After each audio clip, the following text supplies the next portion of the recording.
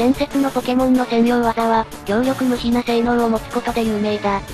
今回はその中でもより優りのぶっ壊れ技を紹介するぜ。ねえねえマリサ。なんだレイム。伝説のポケモンの専用エフェクトってあるじゃない？あれってかっこいいわよね。わかるぜ。各伝説ポケモンに用意された専用モーションなだけあって派手な演出に目を奪われるよな。私はパルキアの亜空切断が特に好きだわ。空間を移動してる感じがしてかっこいいのよね。専用技としてはそこまで強い部類じゃないけど確かにかっこいいよな。一応威力も100あるし強いと思ってたんだけど、もしかして伝説の専用技ってもっと強い技がたくさんあるの？ああ、そうだ。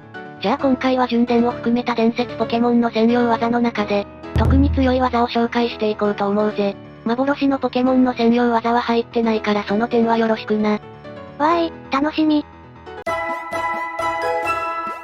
まず最初に紹介するのは剣盾で追加された純伝説、アクウラオスの専用技暗黒強打だ。急所確定で実質威力180の悪タイプの技ね。悪タイプの物理技でトップクラスの火力を誇っていて、かつ必ず急所に当たるから、リフレクターや鉄壁などの積み技が無効、デメリットなしで打てる技としては、破格の性能を持つんだぜ。水ウラオスの水流連打も強いわよね。そうだな。ただ、水流連打は貯水や呼び水で無効化されるから、今回は全ポケモンにダメージが通る暗黒強打の方を紹介することにしたぜ。でもウラオスって純伝説って扱いなのね。合計種族値がちょっと控えめだから一般ポケモンかと思ってたわ。公式が伝説って言ってるからな。アクウラオスはこだわり鉢巻きを持たせて受けループを崩す方がメジャーで、特性不可視の拳のおかげで守るを使っての様子見、食べ残しの回復ができないんだ。格闘悪の複合も攻撃面では非常に優秀で、格闘が向こうのゴーストの抜群をつくことができるぜ。技も使い手も優秀なパターンね。こういうシンプルで使いやすい技は私も好きだわ。お次はダイヤモンドパールで追加されたポケモン、ヒードランの専用技マグマストームだ。この技はどこら辺が強いのかしら？一定ターン交代不可かつ、ダメージを与え続けるバインド技なんだけど、その中でも威力がひときわ高いのがマグマストームなんだ。バインド技って炎の渦とか締め付けるとかよね？確かにその技と比べると威力100はかなり高いわね。メインウェポンとして使えるしな。当初は高速最低ターンが2ターンだったから、命中率が高い大文字と比較されがちだったんだけど、第6世代からは威力が下がった代わりに高速最低ターンが4ターンになって、スリップダメージも増えたんだ。強化されたのかどうかよくわからないわね。挑発や守るを絡めてラッキーなどの受けポケモンを突破できる可能性が生まれたのは大きいな。マグマストームは当たる前提なら最強と言われるほど、威力、効果に恵まれた技なんだぜ。ってことで次行くぜ。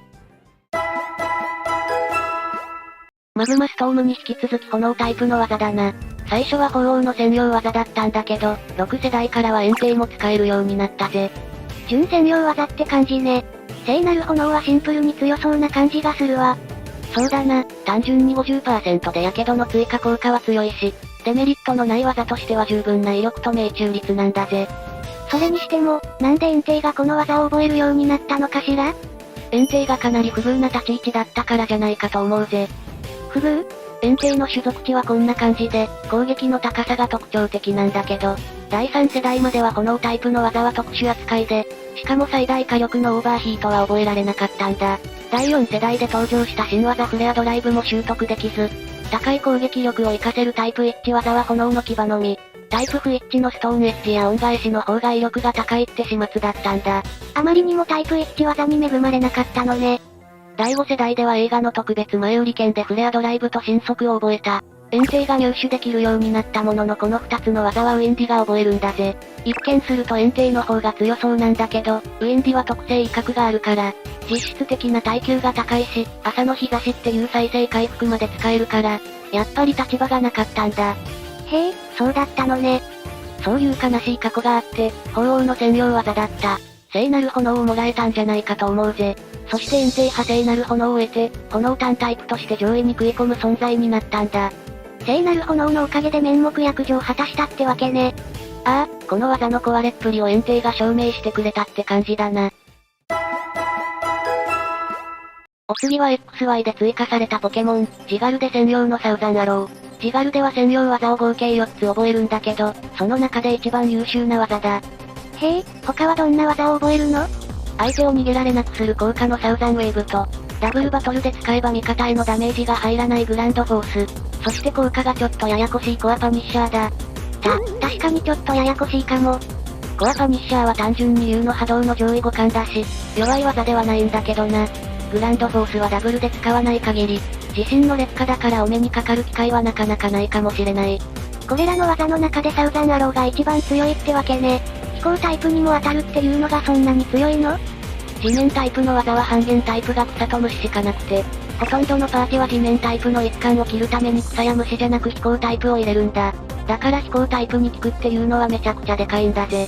ほぼ全てのポケモンに当倍以上で入るから、サウザンアローワンウェポンで戦えてしまうほどだ。威力はさほど高くないけど技範囲が驚異的なのね。ああ、ほとんどのジガルデがこの技を採用してるはずだぜ。他の地面タイプのポケモンにとっては喉から手が出るほど欲しい技だろうな。ザシアンの専用技だな。ザマゼンタの巨獣弾も全く同じ効果を持つぜ。今回はマックスレイドバトルや対戦でよりお世話になる巨獣弾の方を紹介するぜ。威力100、命中100でシンプルに強い技だわ。ザシアン自身が特性で攻撃を1段階上げられるのはもちろん強いんだけど、ダイマックスの根底を覆す効果を持った技を、無効タイプのない鋼で打てるのは恐ろしいよな。ここでダイマックスすれば耐えれる、っていう計算が全部狂っちゃうものね。ギラティナの専用技シャドウダイブが、廉価版のゴーストダイブとして一般技にも配布されたから、多少威力を下げて同効果の技を配ってほしいところだぜ。ダイマックスが今後も続投されるならぜひ欲しいわね。ルールによって強さが変わる技で、巨獣弾自体よりもこの技を使える。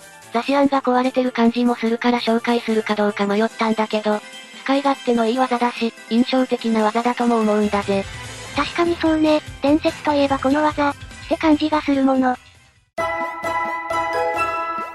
雷鳴蹴りはガラルサンダーの専用技で、防御を1段階下げる追加効果を持つぜ。シンプルな効果ね。とりあえず連打すれば相手を倒せるみたいな感じよね。ああ、霊夢の言う通りだ。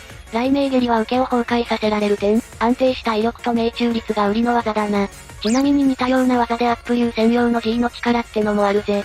へえ、どんな効果なの？威力80、命中100で追加効果は雷鳴蹴りと一緒だな。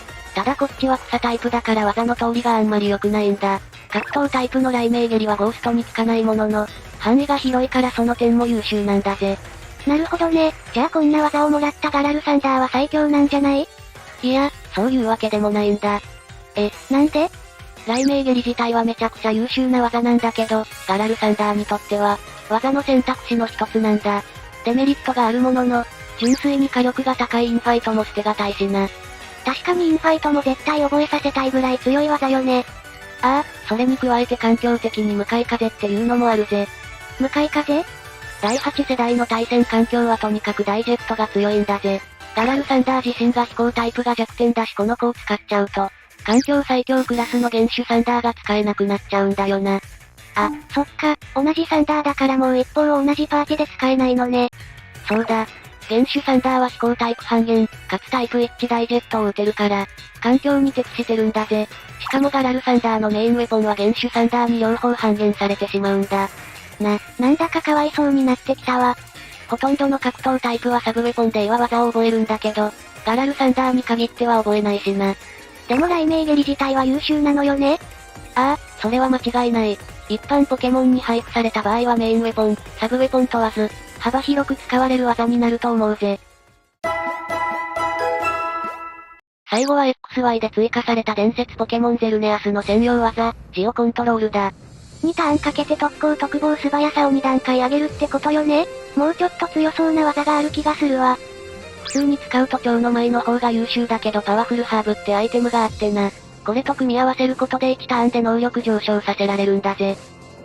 それは、強いかもしれないわ。